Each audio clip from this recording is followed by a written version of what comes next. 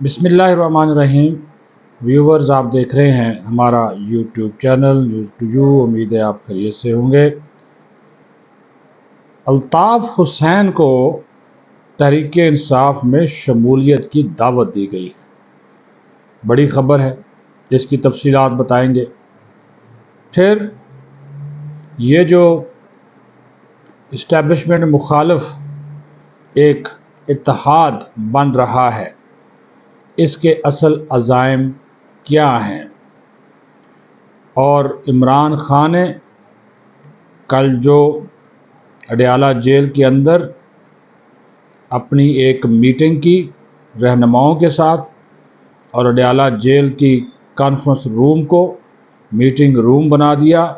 وہاں کیا باتیں ہوئیں یہ بھی آپ کو بتائیں گے۔ اور پھر سابق کپتان کس طرح ریاست مدینہ کے نام کے اوپر پوری قوم کو چونا لگاتا رہا، اس حوالے سے بھی کچھ چیزیں آپ کے گوش گزار کریں گے۔ لیکن سب سے پہلے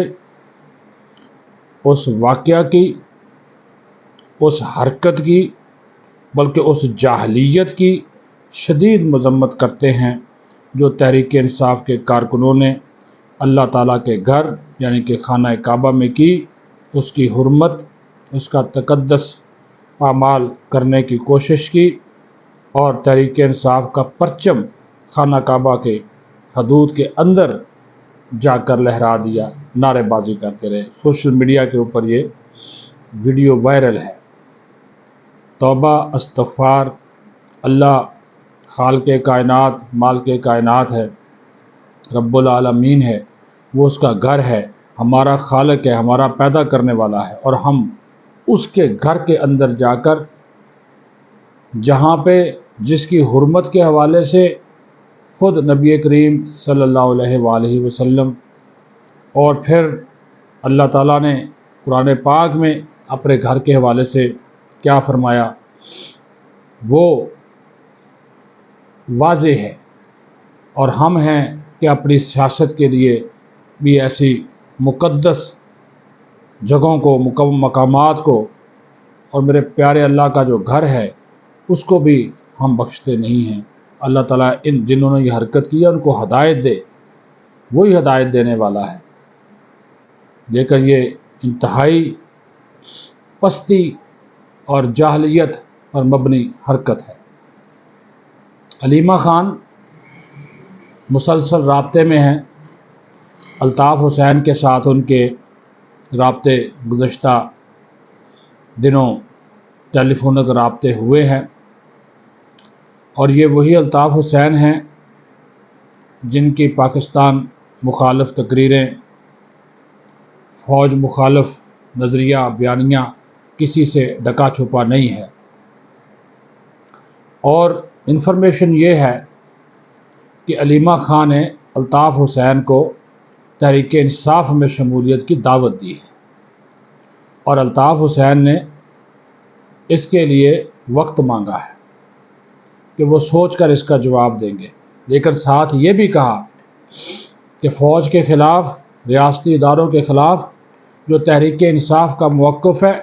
وہی میرا موقف ہے، بلکہ یہ کہا کہ میں تو آپ سے پہلے یہ ساری باتیں کر رہا ہوں کہ فوج اس ملک کے اندر کیا کر رہی ہے، اسٹیبلشمنٹ کیا کر رہی ہے، اور ان کی جو ساری باتیں، یعنی کہ وہ اس کلب میں شامل ہو رہے ہیں جس کلب میں تازہ محمود خان اچکزئی شامل ہو گئے، سردار اختر مینگل آ گئے، مولانا فضل الرحمان بھی اسی میں چلے گئے، اور یہ وہی جماعتیں ہیں جن کے اوپر مشتمل ایک الائنس، اپوزیشن الائنس بنایا جا رہا ہے۔ اور حیرت انگیز طور پر یہ الائنس جو ہے یہ حکومت کے خلاف نہیں ہے۔ بنیادی طور پہ ہوتا یہی ہے نا جی، کہ جو حکومت آتی ہے تو اس کی جو اپوزیشن ہوتی ہے وہ پھر حکومت کو گرانے کے لیے اس طرح کے الائنس بناتی ہے۔ یہ الائنس بنا ہی فوج کے خلاف ہے، قومی ریاستی اداروں کے خلاف بنا ہے، جو اسی فوج کے خلاف بلایا گیا ہے جس کے جوان سرحدوں پہ کھڑے ہو کر میری اور آپ کی حفاظت کرتے ہیں، جانوں کی قربانی دیتے ہیں، جانوں کا نذرانہ پیش کرتے ہیں۔ لیکن یہ بغض فوج میں یہ اکٹھے ہو رہے ہیں، تو کوئی بات نہیں، یہ پاکستان کی سیاست تو پہلے ہی تقسیم کا شکار ہے، پولرائزیشن بہت زیادہ ہے۔ یہاں پہ اس وقت جس قسم کے حالات ہیں، بڑھتی ہوئی مہنگائی، بے روزگاری، غربت، اس میں تو سب پولیٹیکل پارٹیز کو اکٹھا ہو کر چلنا چاہیے۔ لیکن یہ جو تحریک انصاف ہے، یہ جو ملک دشمن قوتیں ہیں، یہ جو یوتھیا برگیڈ ہے، پیڈ، یہ نہیں چاہتے کہ پاکستان میں استحکام آئے، خاص طور پر سیاسی استحکام آئے۔ اس وجہ سے ہر وہ کوشش یہ کر رہے ہیں، ہر وہ حربہ یہ استعمال کر رہے ہیں کہ پاکستان مخالف قوتوں کو فائدہ ہو، کیونکہ یہ ان کے اعلی کار ہیں، ان کے ہاتھوں میں کھیل رہے ہیں کہ پاکستان مخالف قوتوں کو فائدہ ہو، ان کا ایجنڈا پروان چڑھے، کیونکہ ان کا بانی بیٹھا ہوا ادھر۔ بانی سے یاد آ گیا، کل اس نے اڈیالہ میں اپنے ہی میٹنگ کی،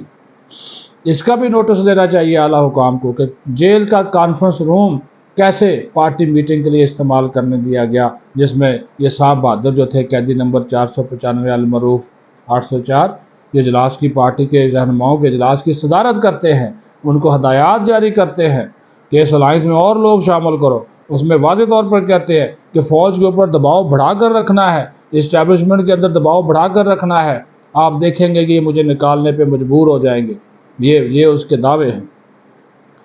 اور حکومت کو چھوڑیں، حکومت جس دن میں باہر آ گیا، حکومت مار ہے ہمارے ایک جلسے کی، ایک احتجاج کی،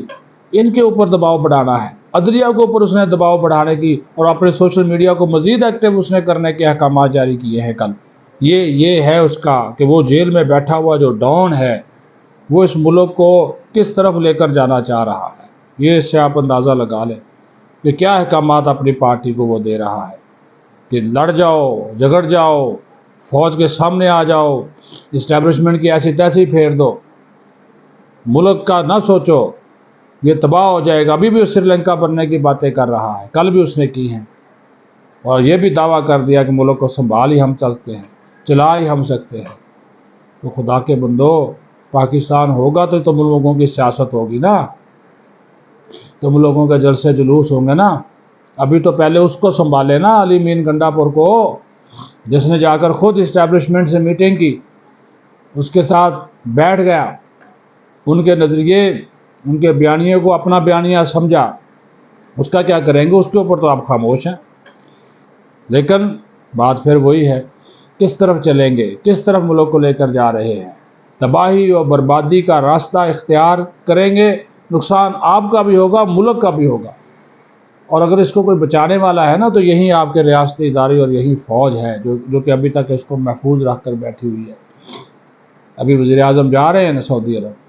ہو سکتا ہے آرمی چیف بھی جائے، سعودی عرب کے ولی عہد کی دعوت پہ جا رہے ہیں، پاکستان کے لیے جا رہے ہیں، $1 ارب کی سرمایہ کاری آ سکتی ہے، آپ کی سٹاک مارکیٹ بہتر ہونا شروع ہو گئی ہے۔ تو ایسے میں روڑے اٹکانے کے لیے کہ نہ پاکستان معاشی طور پہ مضبوط نہ ہو، اور صرف یہ کہے کہ جناب یہ باڈی چیئرمین یہ کہے پی ٹی آئی کا کہ میں ہوں گا تو ملک ترقی کرے گا، میں نہیں ہوں گا تو ملک پیچھے جائے گا، تو جو پلاننگ آپ کر رہے ہیں انشاءاللہ تعالیٰ وہ کامیاب نہیں ہوگی۔ سب کو مل کر سوچنا چاہیے بھائی، پاکستان کا، یہ پاکستان سب کا ہے،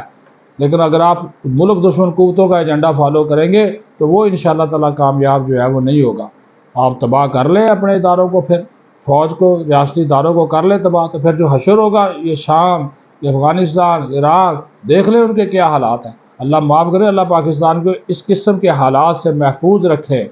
آمین۔ پاکستان زندہ باد۔